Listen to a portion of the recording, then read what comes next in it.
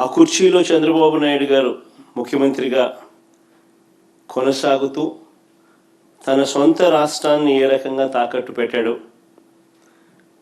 రాష్ట్ర ప్రజలను తన స్వార్థం కోసం ఏ రకంగా తాకట్టు పెడతా ఉన్నాడు అన్నదానికి రేవంత్ రెడ్డి స్టేట్మెంట్లు సాక్ష్యాలు.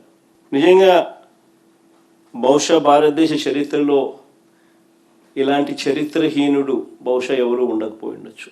చంద్రబాబు నాయుడు గారు, ఆయన ఇరిగేషన్ మంత్రి, ఇద్దరూ కూడా తెలంగాణ ముఖ్యమంత్రి అన్న మాటలను ఖండిస్తారు అని చెప్పి అందరం కూడా ఆశించాం. ప్రతి రైతు కూడా ముఖ్యమంత్రి ఈ స్థాయికి దిగజారిపోడు అని చెప్పి రైతు కూడా ఆశపడ్డాడు.